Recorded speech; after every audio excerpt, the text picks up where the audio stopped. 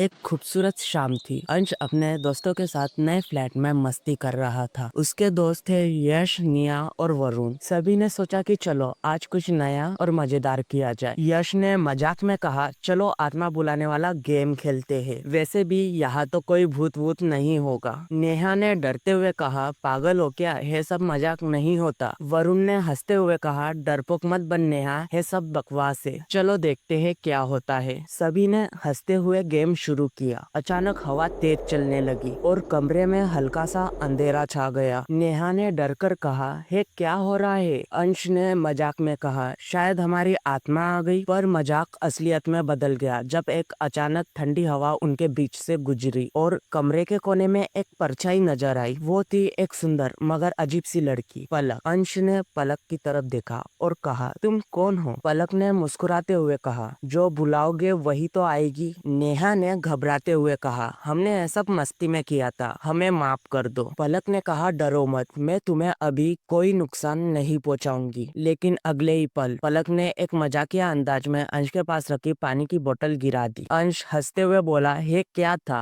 आत्मा हो या शरारती भूत? पलक ने कई बार अंश को चोट पहुंचाने की कोशिश की। कभी उसका रास्ता ब्लॉक कर देती तो कभी अचानक उसके पीछे आकर डराने की कोशिश करती, लेकिन अंश हर बार किसी न किसी तरह बच जाता। एक बार जब अंश ऑफिस के लिए निकल रहा था, पलक ने उसके रास्ते में पानी फैला दिया, लेकिन अंश ने उसे हंसते हुए पार कर लिया। अंश बोला, तुम्हें मुझसे नफरत है या मुझसे दोस्ती करने की कोशिश कर रही हो? पलक ने हंसते हुए कहा, पता नहीं, शायद दोनों। पलक अब अंश के साथ ज्यादा समय बिताने लगी। वो उसे बिना बताए उसके हर बात का ख्याल रखने लगी। जब अंश उदास होता तो हवा में एक हल्की सी गर्माहट उसे सुकून देती। एक दिन अंश ने कहा, तुम रहस्यमयी हो, लेकिन मैं तुम्हें पसंद करने लगा हूँ। पलक थोड़ी ब्लशिंग करते हुए बोली, मैं भी कुछ ऐसा ही महसूस करने लगी हूँ। अंश अब पलक की मौजूदगी को महसूस करने का आदी हो चुका था। उसे ये अजीब लेकिन अच्छा लगता था कि उसकी जिंदगी में एक ऐसी आत्मा है जो उसे हर वक्त देखती रहती है। एक शाम अंश ऑफिस से थका हारा लौट रहा था। जैसे ही उसने दरवाजा खोला, पलक ने एक हल्की सी हवा के झोंके के साथ उसका स्वागत किया। अंश मुस्कुराया और बोला, क्या बात है, आज बड़ी खुश लग रही हो? पलक ने उसे चिढ़ाते हुए कहा, शायद इसीलिए कि तुम खुश नहीं हो, तुम्हारा मूड ठीक करना है। अंश ने सोफे पर गिरते हुए कहा, तो चलो अब बताओ आज क्या तमाशा करने वाली हो? पलक ने मस्ती से कहा, देख लो, मैं कोई तमाशा नहीं करती, बस तुम्हारे लाइफ को थोड़ा दिलचस्प बनाती हूँ। अगले दिन अंश के दोस्त यश और नेहा मिलने आए। यश ने मजाक में कहा, भाई लगता है अब अकेले रहकर पागल हो गया है, अपने आप से बात करता रहता है। अंश ने हंसते हुए कहा, शायद तुम ठीक कह रहे हो, अकेले रहना बड़ा अजीब होता है। नेहा ने चिढ़ाते हुए कहा, क्यों ना हम फिर से वही गेम खेले, देखते हैं इस बार क्या होता है। अंश ने तुरंत कहा, नहीं नहीं, वो सब बंद करो, पिछली बार कुछ ज्यादा ही मजेदार हो गया था। पलक हवा में गुंजती हुई हंसी के साथ बोली, क्या डर गए? अंश ने आंखें घुमाते हुए कहा, तुम चुप रहो। रात को अंश पलक से बात कर रहा था। उसने पूछा, तुम्हारा अतीत क्या है? पलक, तुम कहाँ से आई हो? पलक की आंखों में हल्की सी उदासी छा गई। उसने धीरे से कहा, मुझे खुद नहीं पता कि मैं कौन थी, लेकिन मुझे याद है कि मुझे किसी ने इंतजार में छोड़ दिया था, शायद इसीलिए मैं भटक रही हूँ। अंश ने प्यार से कहा, शायद अब तुम्हें भटकने की जरूरत नहीं है, मैं हूँ। धीरे धीरे अंश और पलक के बीच एक गहरा रिश्ता बनने लगा। अंश ने एक दिन कहा, मैं जानता हूँ कि तुम आत्मा हो, लेकिन मुझे इससे फर्क नहीं पड़ता, मुझे लगता है मैं तुमसे प्यार करने लगा हूँ। पलक ने मुस्कुराते हुए कहा, शायद मैं भी इंसान से प्यार करने लगी हूँ। अंश और उसके दोस्त यश, नेहा, अधिक शाम को छत पर बैठे चाय पी रहे थे। मजाक मस्ती का माहौल था। यश ने अचानक कहा, भाई ये आत्माओं का चैप्टर अभी खत्म नहीं हुआ, एक बार फिर वो गेम खेलना चाहिए, मजा आएगा। अंश ने घूरते हुए कहा, तुम पागल हो गए हो क्या? पिछली बार भी हालात खराब हो गए थे। नेहा ने चिढ़ाते हुए कहा, डरपोक हो गया है अब तो, पहले बड़ा बहादुर बनता था। अधिक ने हंसते हुए कहा, अच्छा है, खेलते हैं, लेकिन इस बार पूरी तैयारी के साथ। अंश ने माथा पकड़ते हुए कहा, तुम लोग नहीं सुधरोगे। पलक हवा में हल्का झोंका बनाकर बोली, मुझे भी देखना है कि ये लोग अब क्या तमाशा करने वाले हैं। दोस्तों ने एक बार फिर आत्मा बुलाने वाला गेम शुरू किया। इस बार माहौल थोड़ा गंभीर था। नेहा ने मोमबत्ती जलाकर कहा, अगर कोई आत्मा यहाँ है तो संकेत दो। हवा अचानक तेज हो गई। पलक ने अंश के कानों में फुसफुसाते हुए कहा, अब मजा आएगा। यश ने डरते हुए कहा, हे हवा अचानक कैसे तेज हो गई? अंश ने हंसते हुए कहा, डर गए, खुद ने तो गेम खेलने का आइडिया दिया था। अचानक मोमबत्ती बुझ गई। नेहा चौंक गई, ये कैसे हुआ? पलक ने मस्ती से कहा, बस थोड़ा ड्रामा जरूरी था। रात को अंश छत पर बैठा था। पलक उसके पास आई और बोली, जी, आज बड़े शांत लग रहे हो। अंश ने हल्की मुस्कान के साथ कहा, बस सोच रहा हूँ कि यह सब कितना अजीब है। मैं एक आत्मा से प्यार कर रहा हूँ, पलक ने चिढ़ाते हुए कहा, और मैं एक इंसान से। अंश ने उसकी तरफ देखते हुए कहा, लेकिन मुझे खुशी है कि तुम मेरे जिंदगी में हो। अंश अब पूरी तरह से पलक के मौजूदगी का आदी हो चुका था। वो उसे देख नहीं सकता था, लेकिन महसूस कर सकता था। उसकी हंसी, उसकी छेड़खानी और वो अंधे की परछाई जो हर वक्त उसके साथ रहती थी। एक दिन अंश ने पलक से पूछा, क्या तुम हमेशा मेरे साथ रहोगी? पलक ने हल्की उदासी के साथ कहा, काश ऐसा हो सकता, लेकिन मेरी मौजूदगी इस दुनिया में कुछ ही समय के लिए है। अंश का दिल धड़क उठा। मतलब? पलक ने धीमे स्वर में कहा, जब आत्मा को उसका अधूरा काम पूरा करने का रास्ता मिल जाता है तो उसे जाना पड़ता है, और मेरे लिए शायद वो रास्ता तुम हो। अंश अब बेचैन रहने लगा। उसे डर था कि पलक कभी भी चली जाएगी, लेकिन पलक हमेशा की तरह मुस्कुराती रही। एक रात अंश ने महसूस किया कि पलक की मौजूदगी हल्की होने लगी है। उसने घबरा कर कहा, मत जाओ। पलक ने धीरे से कहा, मैं नहीं चाहती कि ऐसा हो, लेकिन शायद मेरा सफर यही खत्म होता है। अंश की आंखों में आंसू आ गए। मैं तुम्हें कैसे भूल जाऊंगा? पलक मुस्कुराई, तुम भूलोगे नहीं, मैं तुम्हारे यादों में रहूंगी। जब भी हवा हल्की सी तुम्हारे चेहरों को छुएगी, समझ लेना मैं वही हूँ। अंश कुछ कहता इससे पहले ही पलक की मौजूदगी धीरे धीरे गायब होने लगी। वो उसे रोक नहीं सका। कुछ दिन बाद अंश की जिंदगी फिर से सामान्य होने लगी, लेकिन अब भी जब भी हल्की हवा चलती, उसे ऐसा लगता कि पलक वही है। एक शाम वो छत पर बैठा था, आसमान की ओर देखते हुए। हल्की सी हवा उसके चेहरे को छूकर निकल गई। उसने मुस्कुराते हुए कहा, मैं जानता हूँ तुम यही हो। और इसके साथ एक अधूरी प्रेम कहानी हमेशा के लिए अंश की यादों में बस गई। And so that story come to an end, not in the way most love story do, but in a way that made it eternal, a love that defined our boundaries of life and death, existing in whispers of the wind, in the quiet of the night, and in the memories that never fade. Some love story don't need a forever, they just need to be felt, even if only for a moment, and in that moment they